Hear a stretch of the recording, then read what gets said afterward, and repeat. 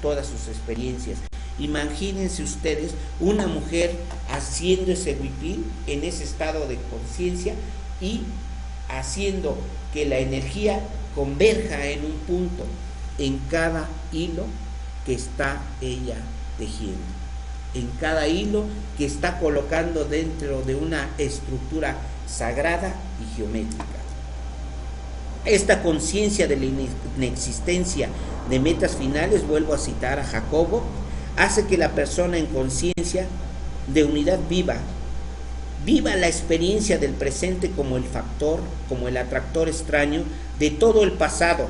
respetando la riqueza del presente y sabiéndola vivir con toda intensidad. Esta capacidad de apreciar la vida lo hace una verdadera artista,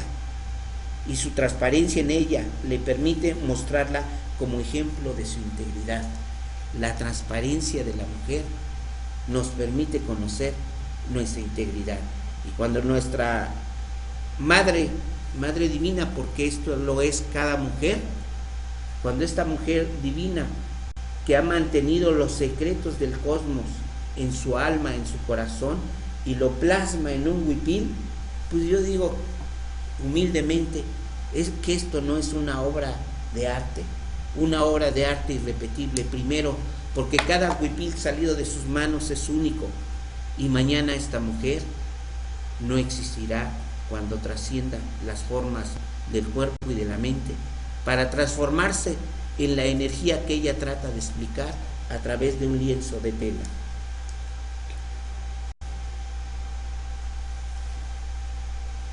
La extrema vulnerabilidad de las mujeres indígenas tiene como consecuencia la negación de sus conocimientos y capacidades, la conculcación de manera transversal de sus derechos por la estigmatización de la cultura racista que impide el acceso a derechos que han gozado y benefician a otros sectores de la población nacional. La mujer indígena es sometida a una existencia de extrema pobreza, falta absoluta de oportunidades laborales, de salud, de vivienda, de educación, y como acento totalitario de exclusión, la violencia y negación de su propia cultura. A ella se les mira como una contradicción biológica, sexista, y en base a su condición de invisibilidad, adicionalmente el fenómeno de la migración aumenta la violencia, la trata de personas, feminicidios, voces silenciadas, masacradas de mujeres que sueñan con una mejor vida para su familia y para su comunidad y, por qué no, para todo el planeta. El miedo machista, enemigo mortal, se transmuta en aliado contra las mujeres.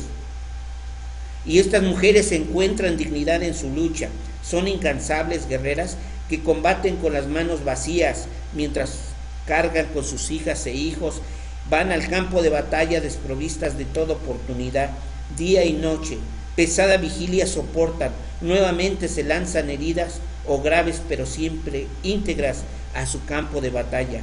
¿Qué derecho tenemos nosotros de negarles su propio derecho de ser guerreras, de ser maestras, de ser artistas y fundamentalmente mujeres? En el derecho,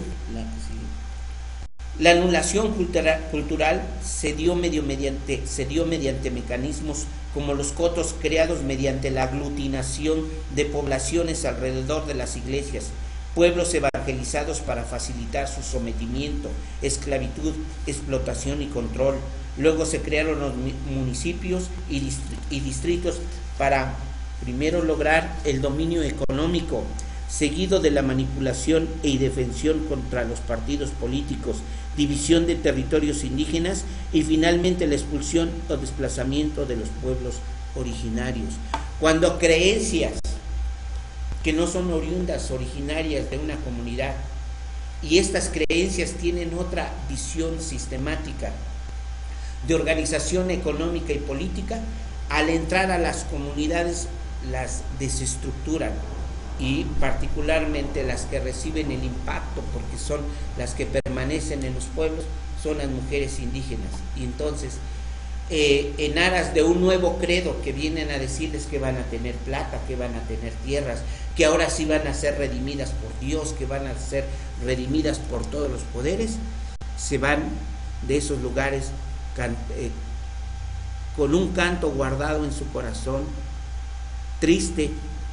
ausentes de sí mismas y portando lo que queda de nuestra sangre, los hijos que ellas llevan consigo y esos hijos que también el día de mañana se transforman en desplazados y que en las ciudades metropolitanas, en las cosmopolitas, estorban. Son solamente indios que abarrotan las calles como pordioseros y que además, de acuerdo al Código Penal, el que ellos lleven a sus hijos a pedir limosna los hace acreedores de un delito, porque la ley penal establece que quien induzca a la mendicidad o a solicitar dinero está cayendo en un delito programado, muy cómodo para ciertos grupos de personas y obviamente pues de ser las reinas del cielo se convierten en las miserables de la calle.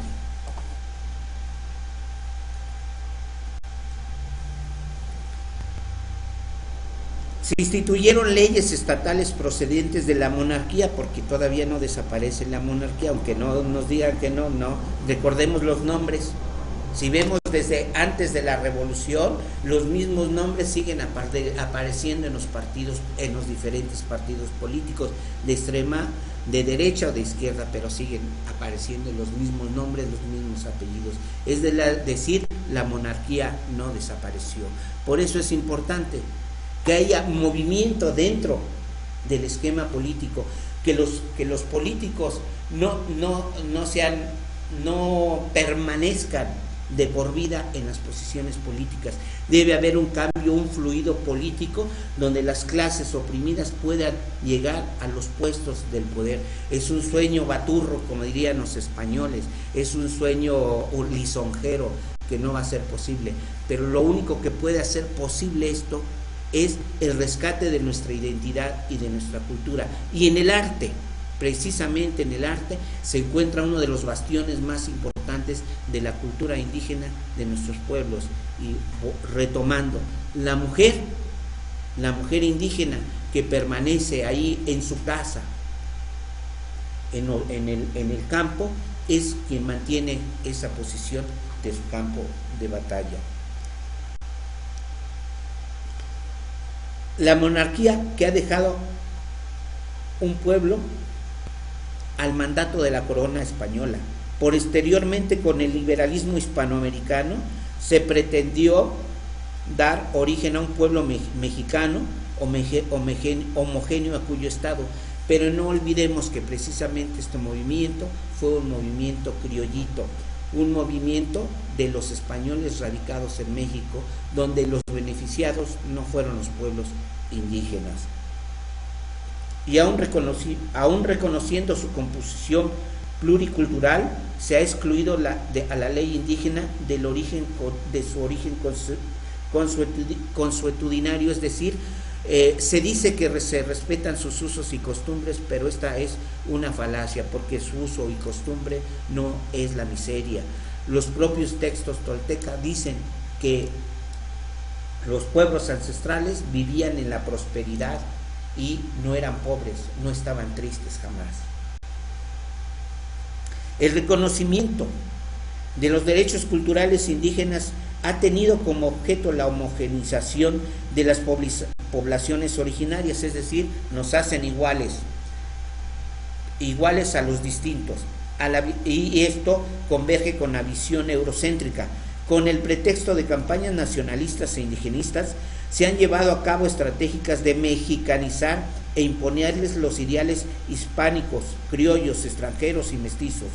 asimilar e integrar a la homogeneidad lingüística, ideológica, cultural, religiosa y jurídica, con el propósito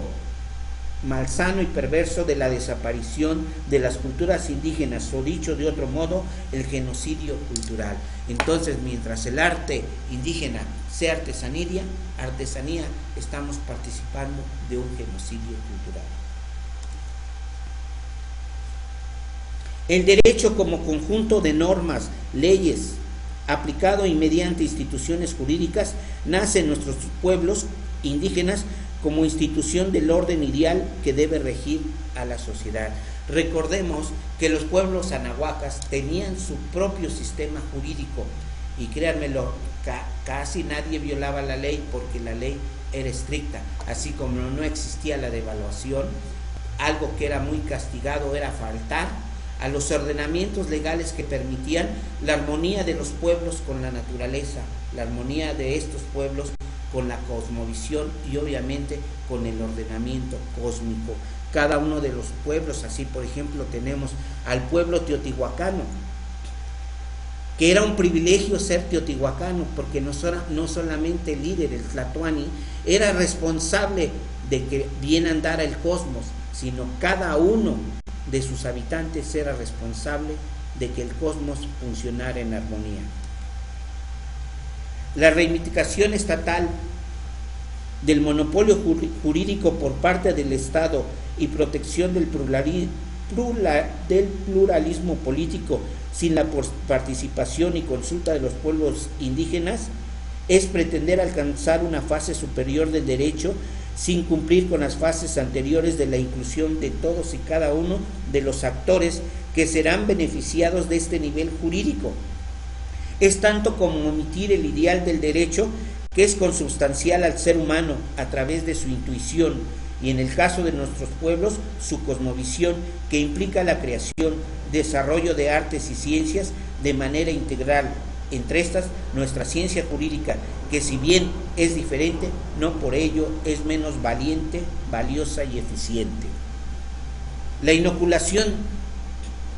del pensamiento esclavista, colonialista, explotador y racista ha traído la injusticia, etnocida, vergonzosa, actuación de un derecho excluyente que aniquila todo ideal jurídico. Urge la conciencia de la descolonización mental y espiritual de nuestro pueblo. Es necesario dejar de ser cómplices de la anulación de nuestra cultura